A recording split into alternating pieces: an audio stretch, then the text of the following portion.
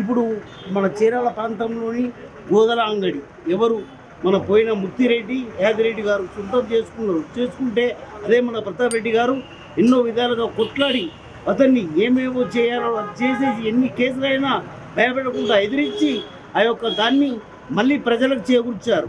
అదేవిధంగా ఎన్నో విధాల దాంతో పూర్తిగా ప్రతి పోరాటం జరుగుతుంది ఇక్కడ. అందుకే ప్రతి ఒక్కరికి చాలా ప్రాంతంలో ప్రతి ఒక్కరికి తెలుసు, ఎవరికి ఏమైనా కానీ కాంగ్రెస్ ప్రభుత్వం ఎవరు ఏం పని చేస్తున్నారు ఏం పని చేస్తున్నారన్న సంగతి ఈ విషయం వచ్చి చీరాల పట్టణ ప్రజలకు అందరికీ తెలుసు. అందుకే ఇప్పుడున్న 12 వార్డులలో ప్రతి ఒక్క ఓటరు కాంగ్రెస్కే ఓటేస్తారు, కాంగ్రెస్ని గెలిపిస్తారు ఖచ్చితంగా. ఆ యొక్క ప్రాంతాల వల్ల ప్రతి ఒక్క చిన్న పొర నుంచి పెద్ద వరకు అందరికీ తెలిసిపోయిన విషయాలే ఇవి. కాబట్టి ఈ యొక్క పల్లరాయసం రెడ్డి గారు దొంగ ఓట్లు ఆ రోజు దొంగ ఓట్లతోనే గెలిచాడు. అయినా ఇప్పటికీ ఆయన గెలిచినా గెలవకపోయినా ప్రతాపన్న గారు మన పేద ప్రజల గురించి చీరాల ప్రాంత ప్రజల గురించి ఎన్నో విధాలుగా పోరాడుతూనే ఉంటాడు. కాబట్టి 12 వార్డులలో ప్రత్యేకంగా ఖచ్చితంగా మన కాంగ్రెస్ ప్రభుత్వం వస్తుందని నేను అనుకుంటున్నాను. కానీ ఖచ్చితంగా వస్తుంది.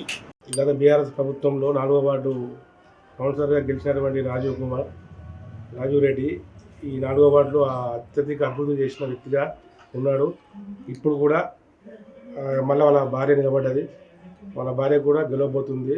బీఆర్ఎస్ ప్రభుత్వంలో ఈ వార్డు దగ్గర 5-6 కోట్ల అభివృద్ధి చేసిండు, సీసీ రోడ్లు వచ్చిండు, మోరీలు వచ్చిండు.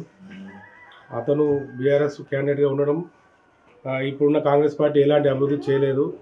ఇప్పుడు 2 సంవత్సరాలే కాంగ్రెస్ పార్టీ గవర్నమెంట్ వచ్చి ఒక తట్ట మోరీ వచ్చింది లేదు, ఒక ఇసుక వేసింది లేదు, ఏం లేదు.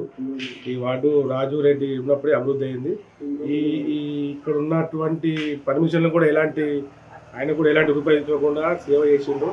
ఎవరి దగ్గర రూపాయి ఇచ్చకుండా ఈ వార్డు అత్యధికంగా ఖర్చు పెట్టిండు.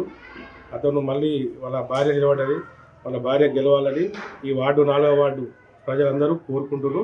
అత్యధిక మేరతోటి గెలవబోతున్నారు. పోల్ మీద ఖచ్చితంగా బీఆర్ఎస్ జెండా ఎగరబోతుంది. ఖచ్చితంగా మెజార్టీ కౌన్సిలర్లు బీఆర్ఎస్ అభ్యర్థులు గెలవబోతున్నారు. దీనిలో భాగంగా పల్లరాజేశ్వరరెడ్డి సార్ కూడా ఈ వార్డు మీద ప్రత్యేక దృష్టి పెడుతుండు. చీరాల మొత్తంలో కూడా పల్లరాజేశ్వరరెడ్డి సార్ సేవలు అద్భుతంగా ఉన్నాయి అని 4వ వార్డు ప్రజలు, చీరాల ప్రజలందరూ కోరుకుంటున్నారు. నా పేరు అందే నానిబాబు, నేను చేర్యాల ప్రాంత నివాసిని. చేర్యాల మున్సిపల్ ఎన్నికల్లో భాగంగా ఈరోజు చేర్యాలలో మున్సిపల్ ఎన్నికలలో ఖచ్చితంగా కాంగ్రెస్ పార్టీ విజయంగా 12 వార్డులకు 12 వార్డు విజయ సంకేతం ఎగరవేస్తుంది. ఎందుకంటే రాష్ట్రంలో కాంగ్రెస్ గవర్నమెంట్ ఉంది కాబట్టి చేర్యాలలో కూడా కాంగ్రెస్ గవర్నమెంట్ ఉండాలని 12 వార్డులు తిరిగినాను. 12 వార్డులు ఎక్కడ కూడా కాంగ్రెస్ ప్రపంచం సృష్టిస్తుంది. 12 వార్డుల అభ్యర్థులు కూడా చాలా హుషారు ఉన్నారు. ఇంతకుముందు చేర్యాలలో ఉన్న గవర్నమెంట్ హాస్పిటల్ను తీసుకొచ్చి ఎక్కడో 4-5 కిలోమీటర్ల దూరం ఉన్న బీడీ కాలనీ దగ్గరికి పంపించారు బీఆర్ఎస్ పాలకులు. అలాగే 2 లక్షల రూపాయల ఒక్కొక్కరి దగ్గర దళిత బంధు దగ్గర 2 లక్షల రూపాయలు వసూలు చేశారు. బీఆర్ఎస్ పార్టీ నుంచి వెళ్ళి కార్యకర్తలు ఒక్కొక్కరు ఏం లేనోడు కూడా స్కార్పియో కారులో తిరిగిన చరిత్ర, ఫార్చునర్ కారు వేసుకొని తిరిగిన చరిత్ర. ఇప్పుడు మా కాంగ్రెస్ ప్రభుత్వం సన్నబియ్యం ఇస్తుంది, గృహజ్యోతి, అలాగే ఫ్రీ బస్సు, మున్సిపల్ భవనాన్ని తీసుకొచ్చి 1 కిలోమీటర్ తీసుకెళ్తారు. గ్రామ పంచాయతీ భవనంలో ఒక శ్మశాన వాటికలాగా అక్కడ చికెన్ మటన్ కొట్టుకునేటోళ్ళను రోడ్డున పాలు చేసిన అలాంటి వారిని ఖచ్చితంగా జనాలు తొక్కి పెడతారు ఈ మున్సిపల్ ఎలక్షన్లో అని నేను ఆశాభావం వ్యక్తం చేస్తున్నా. అలాగే స్టేట్లో రేవంత్ రెడ్డి గవర్నమెంట్ ఉంది కాబట్టి, కాంగ్రెస్ గవర్నమెంట్ ఉంది కాబట్టి ఇక్కడ కూడా మున్సిపల్లో కాంగ్రెస్ పార్టీ ఎగరవేస్తేనే మున్సిపల్కు మొన్న 15 కోట్ల నిధులు వచ్చినాయి. అలాగే ఇప్పుడు 100 కోట్ల నిధులు తీసుకురావడం జరుగుతుంది. అలాగే ప్రతి ఒక్కరూ మున్సిపల్ అభివృద్ధి గురించి, చేర్యాల ప్రాంత అభివృద్ధి గురించి కాంగ్రెస్ పార్టీకి ఓటేసి గెలిపించాలని కోరుతున్నాను. కారు గుర్తు వస్తేనే కారు గుర్తే రావాలి మాకు. అది ఏది ఊరే రావాలని అంటే 2 రోజులు లైన్లో నిలబడుతున్నాం. ఇప్పుడు ఇస్తున్నారు, ఇప్పుడు పాస్బుక్లు పెట్టి చెప్పులు పెట్టి 2 రోజులు నిలబడుతున్నాం. మాకు కేసీఆర్ వస్తే మాకు ఇస్తారు, మేము చేసుకొని వ్యవసాయం చేసే పనులు మాకు అవే ఉన్నాయి. నా పేరు రమేష్, జమ్మలాపురం రమేష్. నేను చేర్యాల మున్సిపాలిటీ ఉన్న ఈ దుకాణాల సమాధానం నుంచి మాట్లాడుతున్నా. గతంలో బండి యాదగిరి గారు మాకు ఈ కాంప్లెక్స్ 100 రూపాయలకు మాకు కిరాయి ఇచ్చారు. అప్పటి నుంచి వెళ్ళి నడుచుకొచ్చింది గ్రామ పంచాయతీలు గ్రామ పంచాయతీ డెవలప్ గురించి రాష్ట్రకు 1000 రూపాయలు కిరాయి చేయడం జరిగింది. ఆ జరిగిన తర్వాత ఈ రూమ్లు కేటాయించి మీకే అని చెప్పిన తర్వాత మాకే కొన్ని రోజులు బండి టీడీపీ ప్రభుత్వము అయిపోయిన తర్వాత టీఆర్ఎస్ ప్రభుత్వం వచ్చింది.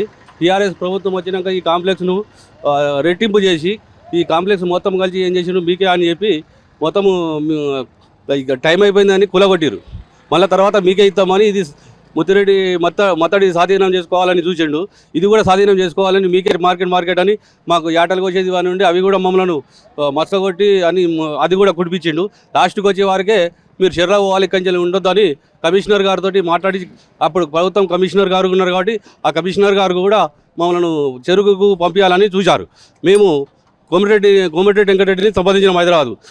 అక్కడి నుంచి వెళ్ళి కోమటిరెడ్డి వెంకటరెడ్డి గారు మాకు కలెక్టర్ గారికి ఫిర్యాదు చేసి కలెక్టర్ గారు మన కమిషనర్కి చేసే వారికి మళ్ళీ ఈ షాపులన్నీ అయిపోయినాయి. కాంగ్రెస్ ప్రభుత్వము కమ్యూనిస్ట్ పార్టీ కలిసి మనల్ని ఇక్కడ ఆదుకున్నారు. మళ్ళీ కాంగ్రెస్ పార్టీ వస్తే మాకు బాగుంటుందని చెప్పి కుమ్మూరు ప్రతాప్ రెడ్డి గారు కానీ ఈ కాంగ్రెస్ ప్రభుత్వం వస్తే మా షాపులు యథావిధిగా ఇక్కడ ఉండడం జరుగుతుంది. పింఛన్ ఇస్తానని ఇవ్వలేదు, అది 2000 ఇస్తానన్నారు వాళ్ళకి ఇవ్వలేదు, ఇది 4000 ఇస్తానన్నారు అవి ఇవ్వలేదు. మొత్తం ఇవ్వని వాళ్ళకి కూడా అప్పుడు ఆయన ఇచ్చిన పింఛన్లు కానీ ఇప్పుడు కొత్తగా ఇప్పుడు 2 సంవత్సరాలు 3 సంవత్సరాలు అవుతుంది ఈయన ఎక్కి కానీ ఒక రూట్ ఇవ్వలే. కరెంటు బిల్లు అని చేసిండు, బస్సు టికెట్లు కానీ పెట్టిండు. అవి మాకేం పొద్దుకి వచ్చాక మేము వ్యవసాయం చేస్తున్నాము. వాళ్ళు జాబులు చేసిన వాళ్ళకి న్యాయం అవుతుంది. అవి ఎందుకు పెట్టిండు? ఒకళ్ళు ఓట్లు వేయలేదా? వాళ్ళకేమో టికెట్, ఈ ఆడోళ్ళకేమో లేదు. వేస్ట్గా కదా ఆయన చేసే పనులు. ఆయన మాకు రావద్దు వద్దుగా. చర్యాల మున్సిపాలిటీ మాది. గతంలో మా మటన్ షాపులు ఉండేది ఇక్కడ. ఇది వచ్చేసి కాంగ్రెస్ టీఆర్ఎస్ ప్రభుత్వంలో వచ్చేసి కూలగొట్టడం జరిగింది. దానివల్ల మేము మొత్తం స్లాబ్లు ఇసిపెట్టి రేకుల కిందకి కొనాల్సి వస్తుంది. గతంలో ఇలా కమ్మేలా ఉండే, కమ్మేలా కూల్చేసారు. 6 నెలలు కడతా అని చెప్పి ఇంతవరకు కట్టలే కాంగ్రెస్ పార్టీ. మొత్తం కాకుండా మాకు వాళ్ళే ధైర్యం ఉన్నారు. ప్రతాప్ రెడ్డి ధైర్యం మాకు. ప్రతాప్ రెడ్డి చేయబట్టికే ఏడు ఉందాం, లేకపోతే ఏమో చెర్లు వేసే ప్లాన్ ఉండే వీళ్ళది బీఆర్ఎస్ నాయకులది. అన్ని పనులు మంచిగా అవుతాయి, చేకూర్తొస్తే మాత్రం ఏది రాదు. ఆయన 4000 ఇస్తా అన్నాడు, ఈయన లేదు. ఎవరు పిల్లలకు జాబులు లేవు, ఏ మంచిగా చదువుకున్నారు, అందరు ఉట్టినే తిరుగుతున్నారు. జాబులు వచ్చినాయి ఎవరికన్నా ఉన్నాయా? ఏది రాలేదు. మాకు తిందామంటే చూస్తే టైంకు ఏది ఉంటలే. పిల్లలు చదివిపించినాం కదా, డబ్బులు పెట్టి చదివిపించిన వాళ్ళకి జాబులు లేదు, ఎట్లా బతారు? 30 ఏళ్ళ కొడుకులు అయినరు, వాళ్ళకి జాబ్ ఒక్కరికన్నా లేవు. ఎట్లా బతుకమన్నావు? గుర్తు వచ్చిన వాళ్ళకి ఉన్నోనికే పెడుతుంటే లేని వాళ్ళు ఎట్లా బతుకుతారు? సారు కారు గుర్తు కంపల్సరీ రావాలి. నా పేరు సాయి, మా చేరియాల్ డివిజన్. ఇక్కడ సమస్య ఏంటంటే మా 2023లో మార్కెట్ వేరే ఉండే, 2026 వరకు వచ్చే వరకు మార్కెటే లేదు. అక్కడ ఉన్న షాపులు ఎక్కడెక్కడికి వెళ్ళిపోయినాయి. స్వెటర్లు ఉండే, స్వెటర్ లేవు. మా చేరియాలకు ఒక మా చేరియాల గుర్తింపు అంటే మార్కెట్ ఉండేది. అలాంటి మార్కెట్కి అందం లేదు, చందం లేదు. ఏదో తీసుకొచ్చి కట్టేసిర్రు, అది అయిపోయింది. అది పందుల కొట్టమనుకోవాలా, మనుషులు ఏదైనా ఉండడానికి ఖాళీగా అది షాపులు అనుకోవాలని అర్థం కాదు. అలా 10 మంది పోతే మెసేజ్ రాదు. అట్లాంటి షాపులు కట్టి ఆడ పెట్టేసిర్రు. దాన్ని ఓపెనింగ్ లేదు, కథ లేదు, కార్ఖాన లేదు. అనవసరంగా మార్కెట్ కొట్టి దాంట్లో 10 మందిని కడుపు కొట్టుడు తప్ప కూరగాయలు కూడా దాంట్లో ఎక్కువ సంపాదించింది లేదు, పోగొట్టుకుంది లేదు. రోజు వాళ్ళకు నొల్లిలు పంచాలు తప్ప. ఇక్కడ ఉన్న అప్పుడు పాతగా ఉన్నప్పుడు అయితే మార్కెట్ మొత్తం ఒక ఎల్ షేప్ ఉండేది. ఎవరికి గిరాకీ వాళ్ళకి వచ్చేది. మార్కెట్ వాళ్ళకు కూడా నొల్లి కాకుండా మంచిగా ఉండేది. అలాంటిది ఉండేది. ముత్తిరెడ్డి యాదిరెడ్డి ఉన్నప్పుడు మొత్తం ఈ కబ్జాకు గురి చేసింది కాబట్టి అందుకే అన్నీ పోయినాయి. ఇప్పుడు మా కాంగ్రెస్ వస్తే ఏదైనా అది ఉంటుందని మా ఆలోచన. బంగారం పెడతాను, అది ఇయ్యలేదు, ఏది ఇయ్యలేదు. రాజీవ్ 4వ వార్డుకు మోరీలు వేసి కట్టించిండు, రోడ్లు పోపించిండు, పింఛన్లు కూడా మాకు పెట్టించిండు. అంటే కొన్ని వచ్చినాయి కాబట్టి పెట్టించిండు. ఇందిరా మిల్లు కూడా 8 వస్తే కూడా పెట్టించిండు, కొట్లాడి తీసుకొచ్చిండు. మాకు రాజీవ్ రావాలి, టీఆర్ఎస్ రావాలి. నవీద్ నా పేరు. మా ఉన్నాయి షట్టర్లన్నీ గులగొట్టిరు, మొత్తం రోడ్డు పాలేసిరు. మాకు ఇంతకుముందు మంచి షట్టర్లు ఉండే, మొత్తం గులగొట్టి 3-4 సంవత్సరాల నుంచి రోడ్డు మీద ఇట్లే బతున్నాం, రేకులు ఈగులు వేసుకొని ఇట్లే బతున్నాం. గులగొట్టి మొత్తం ఉన్నాయి కదా, గులగొట్టి ఉన్నాయి షాపులన్నీ. ఇంతవరకు కట్టిస్తా ఇంతవరకు కట్టించలేదు. అది పోయి మళ్ళీ టీఆర్ఎస్ కాంగ్రెస్ నిలబడ్డది. ఏది గెలుస్తుంది తెలియదు, ఏది గెలిచేది తెలియదు. కట్టిస్తా మాకు ఓటు ఏరి అది ఇది అంటారు, ఏది తెస్తుందో తెలియదు. ఇక కాంగ్రెస్ గెలిస్తే మంచిగా ఉంటుంది. కాంగ్రెస్ ప్రభుత్వం సన్న బియ్యం ఇచ్చింది, ఇలా ఇల్లు లేని వాళ్ళకి 100 ఇండ్లు ఇచ్చింది, సెకండ్ విడుదల మళ్ళీ 100 ఇండ్లు శాంక్షన్ అయినాయి. ఇలా గ్రామ పంచాయతీ మీటింగ్లో మనం కంప్లైంట్లో పోతే ఎక్కడ కానీ కాంగ్రెస్కి వేస్తాం.